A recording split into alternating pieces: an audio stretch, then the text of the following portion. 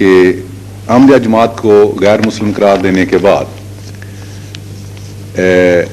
ان کی اذان روک دی گئی ہے. کیا کوئی واقعہ ایسا ہے حضرت رسول پاک صلی اللہ علیہ وسلم کے زمانہ میں کہ انہوں نے کسی غیر مسلم سے اذان دلوائی ہو یا اذان کسی غیر مسلم نے دی ہو؟ اگر ایسا واقعہ پیش آیا ہے تو وہ کب پیش آیا ہے, کہاں ہوا ہے, اور اگر وہ ہوا ہے تو اس کے ہوتے ہوئے آج کے جو مولوی ہیں وہ ان کا کیا جواز ہے کہ اگر ہمیں وہ غیر مسلم بھی سمجھتے ہیں تو اذان روکنے کا کیا حق ہے؟ اس کا سوال میں نے جیسے کہ پہلے کہا تھا, اس کا جواب دینا تو ان کا ذمہ ہے جو یہ کام کرتے ہیں. حضرت رسول اکرم صلی اللہ علیہ وآلہ وسلم ایک غزوے پہ تشریف لے جا رہے تھے اور راستے میں ایک مشرک, حدیث میں لکھا ہوا مشرک لڑکا تھا, وہ ملا, اس سے آپ نے پوچھا اور وہ ساتھ رہا. اس نے اذان دیتے ہوئے صحابہ کو دیکھا اور اسے بہت پسند آئی اور اس نے سیکھ لی اور اس نے پھر اذان دی اور سب بہت خوش ہوئے اس کی اذان سے. حضرت صلی اللہ علیہ وسلم نے بھی سنی. یہ جو واقعہ ہے اس حدیث کے, یعنی اس کا خلاصہ میں بیان کروں, حدیث کے الفاظ تو مختلف ہوں گے. یہ ہمارا جو حرف ناصحانہ چھوٹا سا کتابچہ ہے اس میں لکھا گیا تھا. آرڈیننس بننے سے پہلے یہ سارے امور ساری قوم تک بڑی کثرت سے پہنچائے گئے اور اس کے نتیجے میں یہ کتاب فوراً ضبط کر لی گئی اور تمام جو کارکن تھے جہاں جہاں قابو آئے ان کو مقدمے چلائے گئے. آج تک بھی ہمارے احمدی لڑکے جنہوں نے یہ کتاب تقسیم کی تھی وہ بعض مقدموں میں ملوث ہیں. اور ظلم کی بات یہ ہے کہ کتاب پہلے تقسیم کی ہے, ضبط بعد میں ہوئی ہے, اور مقدمہ اس جرم میں ہے جو ابھی بنتا ہی نہیں تھا. تو یہ تو حال ہو گیا وہاں. اس لیے پہلی بات تو یہ ہے کہ اذان دلوانا مشرک سے, باقی تو چھوڑے بات, حضرت صلی اللہ علیہ وآلہ وسلم کی سنت سے ثابت اور اس پر پسندیدگی فرمائی آپ نے. دوسری بات یہ ہے کہ قرآن کریم کی اصولی تعلیم اتنی عظیم الشان اور وسیع ہے کہ اس کے ہوتے ہوئے اس قسم کا تنگ نظری کا مظاہرہ کسی مسلمان کو زیب ہی نہیں دیتا. قرآن کریم تو اہل کتاب کو, یہودیوں اور عیسائیوں کو بلاتا ہے اور فرماتا ہے تعالوا الی کلمۃ سواء بیننا و بینکم, تم آؤ اس کلمے کی طرف ہی آ جاؤ جو ہم دونوں کے درمیان مشترک ہے, اور اس مشترک کلمے کی میں ہم سے تعاون کرو. یعنی لا اللہ ایک ہے, اور توحید کو قائم کرنے کے سلسلے میں جو غیر مذاہب کے ساتھ یہ سلوک کرتا ہے اس کو اس اذان سے روکنا یا کسی بات پر عمل درآمد سے روکنا انتہائی ظلم ہے. اسلام پر روکنا, اگر دو ہی باتیں ہو سکتی ہیں, ہم جو عمل کرتے ہیں وہ اسلام پر کر رہے ہیں یا غیر اسلامی حرکتیں کر رہے ہیں. اگر کلمہ پڑھنا غیر اسلامی ہے تو پھر بھی کچھ سوچ سکتا ہے آدمی بات کہ غیر اسلامی حرکت سے روکا جا رہا ہے. اگر نماز پڑھنا غیر اسلامی ہے تو پھر بھی سوچا جا سکتا ہے کہ یہ اس لیے روک رہے ہیں. السلام علیکم کہنا اگر غیر اسلامی ہے تو سوچا جا سکتا ہے کہ یہ غیر اسلامی حرکت سے روک رہے ہیں. اسلامی حرکتوں سے روک رہے ہیں اور اپنی مسجدوں میں بھی اسلامی عبادت سے روک رہے ہیں, جبکہ حضرت اقدس محمد مصطفیٰ صلی اللہ علیہ وآلہ وسلم کی سنت یہ تھی کہ جب نجران کے عیسائیوں کا وفد آیا تو مسجد نبوی میں گفت و شنید کے دوران ان کا عبادت کا وقت آ گیا. انہوں نے رسول اکرم صلی اللہ علیہ وآلہ وسلم سے اجازت مانگی کہ ہم جانا چاہتے ہیں کیونکہ ہم اپنی عبادت کرنا چاہتے ہیں. آپ نے فرمایا یہ بھی تو خدا کی عبادت کے لیے جگہ قائم ہوئی ہے, یہیں عبادت کر لو. چنانچہ انہوں نے مسجد نبوی میں اپنی عبادت کی.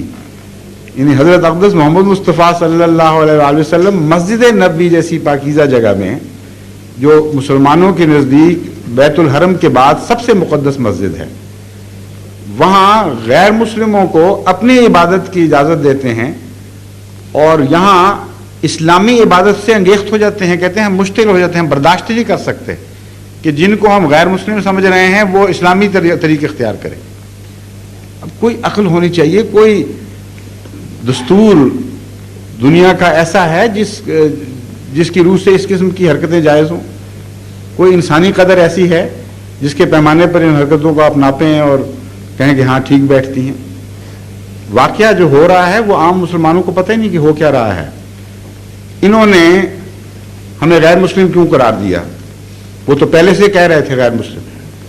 سارے علماء سب کہہ رہے تھے جو دین کا علم رکھنے والے ہیں وہ غیر مسلم تو ہمیں شروع سے کہتے چلے آ رہے ہیں. حکومت سے کیوں کہلوایا؟ اس اسمبلی سے کیوں کہلوایا جس میں اکثر مسلمان ممبروں کو پتہ ہی نہیں تھا اسلام کیا ہوتا ہے. کوئی سیاسی سازش ہے، کوئی دینی بات ہی نہیں، کیونکہ دین کے نمائندہ تو علماء ہیں، ان کا کہنا کافی تھا. انہوں نے کہا غیر مسلم ہیں، سب کو مان لینا چاہیے تھا یا مان لیتے ہوں گے، لیکن ان کو حکومت کی مجبوری کیوں پیش آئی؟ ایک سیاسی فیصلہ تھا، ایک سازش تھی. میں بتاتا ہوں کس طرح وہ آگے چلی ہے. اس کے نتیجے میں وہ یہ چاہتے تھے کہ قوانین بنا کر مسلمانوں ان کے اوپر ایسی سختی کی جائے کہ عام مسلمان جو ان کی باتیں سن کر احمدی ہوتے چلے جا رہے ہیں ان کے لیے ایک بھیانک دیوار کھڑی ہو جائے، ایک خطرہ پیدا کر دیا جائے کہ پہلے تو ہم برداشت کر لیتے تھے کسی حد تک، اب حکومت تمہیں پکڑے گی اگر تم احمدی ہو گئے. اور حکومت نے اعلان کر دیا کہ غیر مسلم ہیں تو عوام الناس بھی اور جو مذہب کا ذرا راست علم نہیں رکھتے وہ کہیں گے اب تو بڑی بڑی بات ہو گئی ہے، حکومت نے کہہ دیا غیر مسلم ہوں گے. یہ کیا انہوں نے، بڑی اونچی دیوار بنا دی، لیبل لگا دیا کہ اب احمدی قانون کے نزدیک بھی غیر مسلم ہیں، لیکن احمدی پھر بھی ہوتے رہے.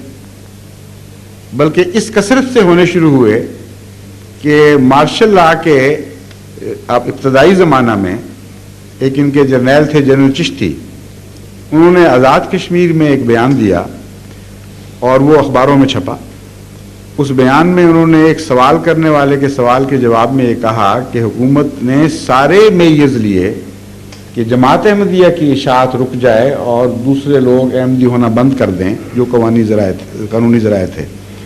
لیکن نتیجہ یہ نکلا ہے کہ جب سے یہ قانون 74 میں پاس ہوا ہے اس وقت سے اب تک ان کی افزائش 10% بذریعہ تبلیغ ہو چکی ہے.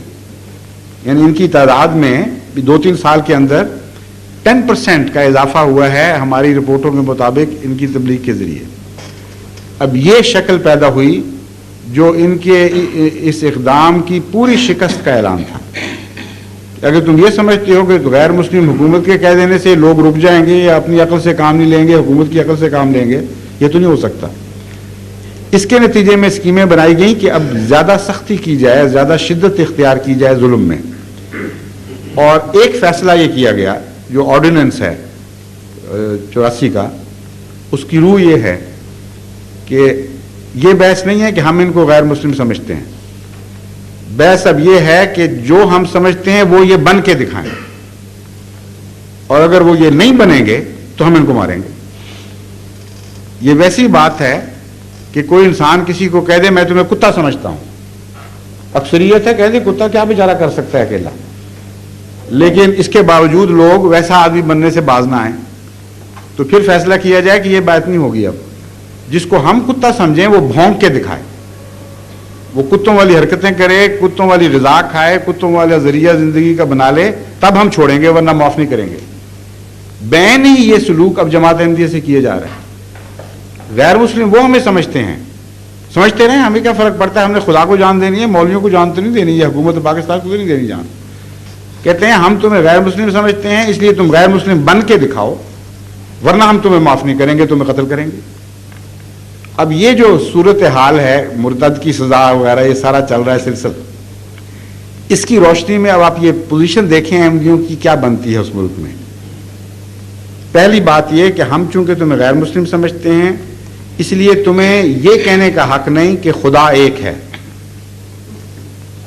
دوسری بات، چونکہ ہم تمہیں غیر مسلم سمجھتے ہیں اس لیے تمہیں یہ کہنے کا حق نہیں کہ محمد مصطفیٰ صلی اللہ علیہ وآلہ وسلم سچے ہیں. جب تم کہتے ہو تو ہمارے تن بدن میں آگ لگ جاتی ہے، ہم مشتعل ہو جاتے ہیں، اس لیے ہم تمہیں ماریں گے یا قید کروائیں گے یا ذلیل کریں گے. اس لیے تم کلمے کا انکار کرو. چونکہ ہم تمہیں غیر مسلم سمجھتے ہیں، تم کہو خدا ایک نہیں ہے، پھر ہمیں ٹھنڈ پڑے گی، ہمیں چین آئے گا. تم کہو محمد رسول اللہ صلی اللہ علیہ وسلم نعوذ باللہ جھوٹے تھے، سچے نہیں تھے، ہم کہیں گے ٹھیک ہے اب تم بنے ہو غیر مسلم، اب ہمیں چین آیا ہے. اور جب یہ کر لیں گے تو پھر کہیں گے اب تو تم مان گئے نا، مرتد ہو گئے تم، اب سزا قتل ہے. ان کو راستہ چھوڑتے ہیں باقی زندہ رہنے کا. یہ شرارت ہے، فتنہ ہے، یہ مذہبی تحریک ہی نہیں ہے بالکل. یہ خالصتاً لا مذہب تحریک ہے جس کا قرآن اور سنت اور خدا کے پر ایمان لانے سے کوئی بھی تعلق نہیں. آج تک دنیا میں 1,24,000 انبیاء آئے، کسی ایک نبی کی سنت سے یہ ثابت نہیں کر سکتے کہ کسی نے کچھ سمجھا ہو اور پھر زبردستی وہ بنوایا ہو. اب یہ سلسلہ چلا ہے پاکستان میں کہ جو ہم سمجھتے ہیں ہم تمہیں بنا کے چھوڑیں گے. اب یہ بتائیے کہ اتنی سی بات تو معمولی دنیا کے شاعروں کو بھی پتہ ہے کہ جس چیز سے پیار ہو اس کی تعریف سے انسان خوش ہو جاتا ہے. غالب کہتا ہے سب رقیبوں سے ہیں ناخوش، پر زنانے مصر سے ہے زلیخا خوش کہ محو ماہ کنا ہو گئیں. عام دستور تو رقیبوں سے جلن کا ہے، لیکن زنانے مصر سے زلیخا کتنا خوش ہوئی جب انہوں نے یوسف کے حسن کی تعریف کی. تو یہ زنانے مصر جیسے بھی نہیں بن سکتے. حضرت اقدس محمد مصطفیٰ صلی اللہ علیہ وآلہ وسلم کی سچائی کا اعلان کریں تو کہتے ہیں ہمیں آگ لگ جائے گی. ان کو جھوٹا سمجھیں اور کلمے سے توبہ کریں تو کہتے ہیں ہمیں چین آئے گا. اس کا نام اسلام کیسے ہو سکتا ہے؟ جو مرضی رکھ لیں، یہ اسلام نہیں ہے. اور پھر جواز سنیے. اب کتابچے شائع کیے ہیں، دنیا کی زبانوں میں ترجمے کیے ہیں، اور اعلان یہ کیا جا رہا ہے کہ ہمیں ہماری تکلیف کی وجہ سن لو. کلمے سے نہیں تکلیف یہ ہے کہ ایسے پلید لوگ، ایسے ناپاک لوگ یہ کلمہ پڑھتے ہیں. کہتے ہیں ٹٹی پر اگر اللہ کا نام لکھ دے کوئی تو تمہیں غصہ نہیں آئے گا. گندی جگہ پہ خدا کا نام لکھ دے تو غصہ نہیں آئے گا. یہ ایسی خبیث فطرت لوگ ہیں، بھی اتنے گندے ہیں، ناپاک ہیں کہ کلمہ پڑھیں اور ہمیں غصہ آتا ہے کہ خدا کے نام کی ایسی بےزتی. اگر یہ دیانت، اول تو ایسی احمقانہ دلیل ہے کہ کوئی معمولی سمجھ والا آدمی بھی اس پہ غور ہی نہیں کر سکتا کہ کوئی کہنے والی بات ہی نہیں ہے. اس کے کئی پہلو ہیں. اگر یہ واقعتاً سچا اعلان ہے تو وہ لوگ جو رسول اکرم صلی اللہ علیہ وسلم کو جھوٹا سمجھتے ہیں، گالیاں دیتے ہیں، لیکن خدا پر ایمان لاتے ہیں، وہ اللہ کا نام لیتے ہیں، اس سے کیوں نہیں تکلیف ہوتی تمہیں؟ ان کو بھی قتل کرو، ان کو بھی گالیاں دو، ان کو بھی مارو. جتنے عیسائی ہیں پاکستان میں ان سے بھی یہ حق چھینو. ان کو بھی کہو خبردار جو تم نے خدا کا نام لیا، تم ایسے ناپاک اور گندے لوگ ہو جو رسول اللہ علیہ وسلم کو جھوٹا سمجھ رہے اور پھر خدا کا نام لیتے، تمہیں ہم خدا کا نام بھی نہیں لینے دیں گے. دیانت ہی نہیں ہے. تقویٰ سے بات چلے تو پھر آگے تقویٰ کے مطابق فیصلے ہونا. جب خدا کا خوف ہی نہ رہے تو پھر ایسی بے وقوفی والی حرکتیں کرتے ہیں لوگ. اگلا پہلو اس کا یہ ہے کہ کلمہ تو مسلمان بنانے کا راستہ ہے. مشرک پڑھے تو مسلمان ہوتا ہے، گندا پڑھے تو پاک ہوتا ہے. قرآن کریم فرماتا ہے کہ رسول کریم صلی اللہ علیہ وآلہ وسلم پر آیات اس لیے نازل فرمائی گئیں لیزکی ویزکیہم، یتلو علیہم آیاتہ ویزکیہم ویعلمہم الکتاب والحکمہ. آیات کی تلاوت ان پر کرتا ہے. وہ کان جو سنتے ہیں وہ آیات، وہ تو ناپاک ہوتے ہیں، ان پر کیوں وہ تلاوت کی جاتی ہے؟ لیکن فرماتا ہے اس تلاوت کی برکت سے یزکیہم، ان کو پاکیزہ بناتا چلا جاتا ہے. تو کسی احمدی نے کلمہ پڑھ کے پاک ہونا ہو تو کیا کرے؟ کلمہ نہ پڑھ کے پاک نہیں ہو سکتا. کلمہ پڑھنا منع، کیونکہ ناپاک کلمہ پڑھ نہیں سکتا. یعنی اسلام کا راستہ ہی بند کر دیا احمدیوں کے لیے کلیت. کسی پہلو سے عقل کا شائبہ بھی نہیں ان کے اس طریقہ کار میں. آگے سنیے ایک اور دلیل. کہتے ہیں ایک اور بات یہ ہے کہ بیچ میں سے یہ نہیں پڑھتے، دل میں یہ محمد رسول اللہ کا نام نہیں لیتے بلکہ احمد رسول اللہ کہتے ہیں، مرزا غلام احمد رسول اللہ. اور چونکہ اندر سے یہ اور ہیں اس لیے ہمیں ان کو کوئی حق نہیں کہ مسلمانوں کو دھوکہ دیں. بظاہر کلمہ پڑھیں اور اندر سے کہہ رہے ہوں مرزا غلام احمد. اول تو یہ کہ اندر انہوں نے کہاں جا کے دیکھا؟ یعنی خدا دل کہتا ہے میں دلوں میں ہوں، یہ مولوی کہتے ہیں نہیں ہم بھی بیٹھے ہوئے دلوں میں، ہمیں سب کچھ پتا ہے. دوسرے یہ کہ اگر اندر سے اور پڑھتے ہیں مرزا غلام احمد رسول اللہ تو ان کا اپنا دین ہے، پھر تمہیں کیا جائیں گے جہنم میں؟ پھر کیا فرق پڑتا ہے؟ اور کس کس کو تم روک سکتے ہو اس قسم کی منافقت سے؟ اگر منہ سے کچھ اور کہتا ہے تو جہاں تک انسان کا کام ہے اس کا صرف اتنا حق ہے خدا نے جو دیا ہے کہ اس کے قول کو قبول کر لے اور اس کا معاملہ خدا پر چھوڑے. پھر یہ انکویزیشن کی جو تحریک ہے یہ تو اسپین میں عیسائیوں نے ایجاد کی تھی کہ زبردستی اندر سے حال معلوم کرو بیچ میں سے وہ ہے کہ نہیں.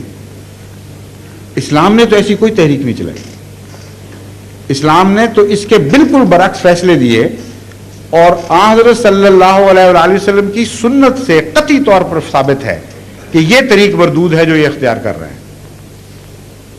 غور سے سنیے. اب ہمارے متعلق تو ان کے پاس کوئی جواز ہی نہیں یہ کہنے کا کہ ہم اندر سے کچھ اور ہیں.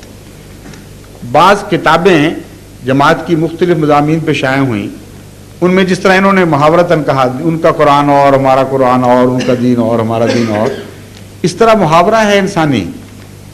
بعض کتابوں میں یہ فکرہ لکھا گیا کہ ان کا کلمہ اور ہمارا کلمہ اور ان کا خدا اور ہمارا خدا اور، بعض مخالفوں سے بحث کرتے ہوئے. کیوں؟ آگے وضاحت کی گئی. اس لیے کہ وہ خدا سے یہ مراد لیتے ہیں جو خدا کی شان کے خلاف ہے، وہ رسول کے یہ معنی کرتے ہیں جو رسول کی شان کے خلاف ہے. اس لیے عملاً نام چاہے ایک ہی لے رہے ہوں، عملاً ان کا رسول جدا ہو جاتا ہے.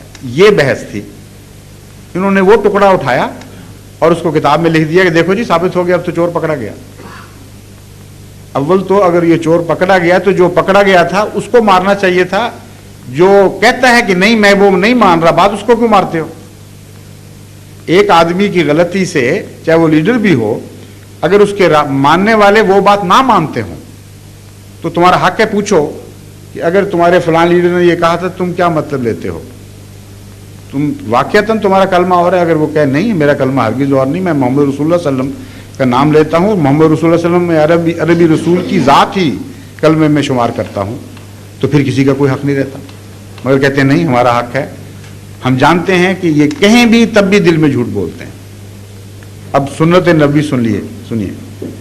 حضرت صلی اللہ علیہ وآلہ وسلم کے پاس ایک صحابی حاضر ہوئے اور عرض کیا. ایک روایت میں اسامہ بن زید کا نام لیا جاتا ہے، ایک اور روایت میں شاید کسی اور کا ہے، کہ یا رسول اللہ آج جنگ کے وقت جو کفار سے ہمارا جہاد ہو رہا تھا ایک واقعہ پیش آیا کہ ایک مشرک پہلوان تھا بڑا زبردست، اس سے بہت مجھے زور لگانا پڑا، بڑی محنت کرنی پڑی، آخر میں نے اسے شکست کر پچھاڑ دیا. اور پچھاڑنے کے بعد گرانے کے بعد جب میں اسے قتل کرنے لگا تو اس نے کہا لا الہ الا اللہ محمد رسول اللہ، اشہد ان لا الہ الا اللہ محمد رسول اللہ، میں گواہی دیتا ہوں کہ اللہ ایک ہے اور محمد مصطفیٰ صلی اللہ علیہ وسلم اس کے رسول ہیں. مجھے پتا تھا کہ یہ حالات جن میں وہ کلمہ پڑھ رہا ہے، جھوٹ بول رہا ہے، بکواس ہے، اس کے دل میں ہو ہی نہیں سکتا. جان کے خوف سے، جان بچانے کے لیے کلمہ پڑھ رہا ہے. چنانچہ میں نے اس کی کوئی نہیں سنی اور اسے قتل کر دیا. وہ روایت بیان کرتے ہیں خود کہ میں نے ساری زندگی حضرت محمد مصطفیٰ صلی اللہ علیہ وآلہ وسلم کو اتنا غصے میں نہیں دیکھا. تمتما اٹھا چہرہ آپ کا غصے سے، اور بار بار یہ فرماتے تھے کہ قیامت کے دن جب کلمہ تمہارے خلاف گواہی دے گا تم کیا جواب دو گے خدا کو؟ جب کلمہ کہے گا کہ یہ پڑھا گیا تھا اور پھر بھی تم نے قتل کیا.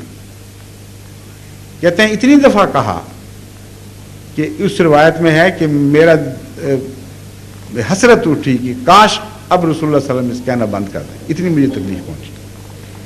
ایک اور روایت میں ہے جو اسی قسم کے مضمون کی روایت میں، وہ بعد میں مسلمان ہوئے تھے جن کے متعلق یہ روایت ہے، انہوں نے کہا کہ جب میں نے رسول اللہ صلی اللہ علیہ وسلم کو یہ بات اپنا واقعہ سنایا تو حضرت صلی اللہ علیہ وسلم اتنے ناراض ہوئے، اتنے شدید غصے میں تھے کہ میں نے بھی وہی ملتا جلتی روایت، لیکن ایک فرق کے ساتھ کہ آپ نے یہ فرمایا بار بار حلا شققت قلبہ، حلا شققت قلبہ، اے کاش تو نے دل پھاڑ کے دیکھ لیا ہوتا. تو نے دل پھاڑ کے کیوں نہ دیکھ لیا؟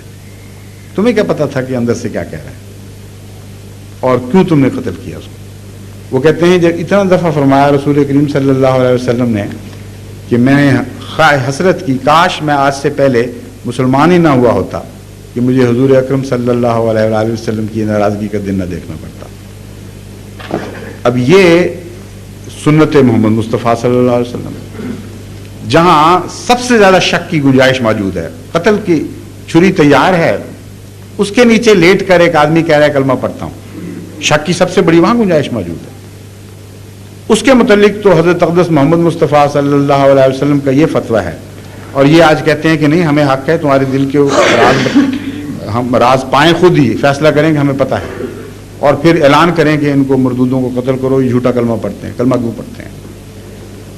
آگے سنیے، قرآن کریم گواہی دیتا ہے، سورہ منافقون میں اللہ تعالیٰ فرماتا ہے کہ اذا جاءک المنافقون قالوا انک رسول اللہ واللہ یعلم انک لرسولہ واللہ یشہد ان المنافقین لکاذبون،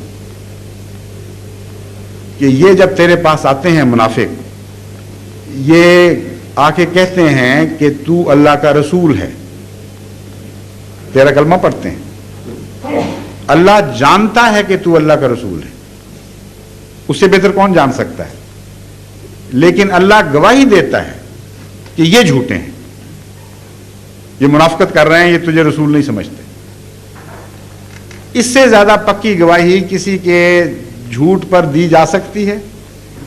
اللہ مخاطب ہو محمد مصطفیٰ صلی اللہ علیہ وسلم سے اور خود بتا رہا ہو کہ یہ ظالم جھوٹے ہیں، جب تیرے پاس آتے ہیں تو کہتے ہیں تو رسول ہے، جھوٹی گواہی دیتے ہیں، ہرگز تجھے رسول نہیں سمجھتے۔ کیا اس کا نتیجہ نکلا؟ ایسے لوگوں کا قتل جائز ہے کہ نہیں؟ پھر اگر قتل اسلام میں اس کی سزا ہے، ایسے لوگوں کو کلمے سے روکنا پھر جائز بنتا ہے کہ نہیں بنتا؟ اگر مولانا کی دلیل درست ہے۔ ساری زندگی اس کے باوجود ایک شخص کو بھی رسول اکرم صلی اللہ علیہ وسلم نے کلمہ پڑھنے سے نہیں روکا جس کو خدا کہتا تھا کہ جھوٹ بول رہے ہیں۔ اب بتائیے، یہ اسلام کی پیروی کر رہے ہیں یا کسی اور دین کی پیروی کر رہے ہیں؟ چیلنج ہے میرا، ساری زندگی حضرت اقدس محمد مصطفیٰ صلی اللہ علیہ وسلم کی 23 سالہ زندگی نبوت میں ایک شخص کو بھی کلمے سے روکا ہو یا کسی کو کلمے سے روکنے دیا ہو، اور خدا گواہی دے رہا ہے کہ جھوٹ بول رہے ہیں، کلمہ نہیں پڑھ رہے، اندر سے کچھ اور کہہ رہے ہیں، بکواس کرتے ہوں گے دل کے اندر، لیکن پھر بھی یہ حکم۔ اس کے برعکس جس کے متعلق خدا نے یہ گواہی دی، وہ اس کے ساتھی، اس کو وہ معلوم تھے لوگوں کو، یہ نہیں کہ غیر معروف لوگ تھے، ان کا نقشہ بھی قرآن کریم نے کھینچا، تفصیل بیان کی کہ یہ حرکتیں کرتے ہیں، اور جانتے ہیں مسلمان ان کو وہ کون ہیں، ان کو جا کے استغفار کے لیے کہتے ہیں آ جاؤ رسول اللہ صلی اللہ علیہ وسلم سے معافی مانگو، وہ تمہارے لیے استغفار کریں گے، خدا سے نیک دعا چاہیں گے، اور اس کے جواب میں تکبر اور تضحیق سے کام لیتے ہیں، کہتے ہیں بالکل نہیں، منہ موڑ لیتے ہیں۔ یہ سارا نقشہ ان کا کھینچا، اور ان میں سے جو منافقوں کا سردار تھا عبداللہ بن ابی بن سلول، وہ جب مرا تو رسول اکرم صلی اللہ علیہ وسلم کا کیا سلوک تھا؟ آپ خود اس کے جنازے پر تشریف لے گئے، اس کا جنازہ پڑھنے کے لیے کھڑے ہوئے۔ حضرت عمر رضی اللہ تعالیٰ عنہ بیان کرتے ہیں کہ میں سامنے چلا گیا، دو بدو چھاتی کے ساتھ چھاتی سامنے کر کے میں نے عرض کیا کہ یا رسول اللہ، ان کے متعلق قرآن یہ کہتا ہے، کیا آپ پر یہ قرآن نازل نہیں ہوا کہ یہ منافق ہیں، یہ ایسے ہیں، یہ ایسے ہیں؟ اور جو ان میں سردار ہے جس نے آپ کے متعلق یہ خطرناک بکواس کی، اتنی ذلت امیز باتیں کی، اور آپ کو اپنی طرف سے ناپاک زبان بول کے ذلیل کرنے کی کوشش کی، یہ وہ ہے کہ نہیں؟ آپ مسکراتے رہے، حضرت عمر کہتے ہیں سنتے رہے بات چپ کر کے، فرمایا اس کے باوجود آپ ان کا جنازہ پڑھتے ہیں۔ رسول اللہ صلی اللہ علیہ وسلم نے فرمایا، اور پھر یہ بھی کہا کہ اللہ تعالیٰ آپ کو کہتا ہے کہ تو ان کے لیے استغفار کرے یا نہ کرے، خدا بخشے گا نہیں ان کو، اب بتائیں ان کا جنازہ کیوں پڑھتے؟ رسول اللہ صلی اللہ علیہ وسلم نے فرمایا کہ جب تک خدا مجھے جنازہ پڑھنے سے حکماً روک نہیں دیتا، میں پڑھوں گا اور استغفار کروں گا، اور اگر مجھے علم ہو جائے کہ 70 مرتبہ سے زیادہ استغفار کرنے سے خدا ان کو بخش دے گا، تو میں 70 سے زیادہ مرتبہ ان کے لیے استغفار کروں گا اور جنازہ پڑھا۔ حضرت عمر رضی اللہ تعالیٰ عنہ فرماتے ہیں کہ ساری عمر میں شرمندہ رہا، یعنی اس بات کا اظہار کہ مجھے سوچی کیا، غلام اللہ کا رسول اللہ صلی اللہ علیہ وسلم پر نازل ہوا، وہ بہتر سمجھتے ہیں، اور میں اٹھ کے آپ کو قرآن کے معنی بتا رہا تھا کہ یہ معنی ہے، یہ معنی ہے۔ لیکن جو بات نعوذ باللہ رسول اللہ صلی اللہ علیہ وسلم کو پتہ نہیں تھی، جو بعد میں حضرت عمر کو سمجھ آ گئی، آج ان مولویوں کو سمجھ نہیں آ رہی. جو کہتے ہیں جو رسول اللہ صلی اللہ علیہ وسلم کو پتہ نہیں تھی وہ ہمیں پتہ ہے، یہ مطلب ہے قرآن. اور جو حضرت عمر کو سمجھ آ گئی وہ ہمیں سمجھ نہیں آ رہی. اگر تقویٰ سے کام لینا ہے تو یہ دو ٹوک باتیں ہیں، اپنے نفس پہ غور کر کے دیکھیں. کوئی شائبہ بھی سچائی کا ہے اس بات میں کہ کوئی کلمہ پڑھے اور اس کو روکا جائے؟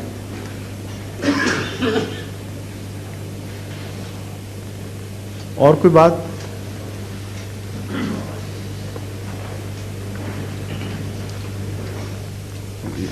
دو تین سوال ہیں اگر اجازت ہو. ہاں میں تو آیا اسی لیے ہوں، بیٹھا ہوں آپ کی خدمت پہ.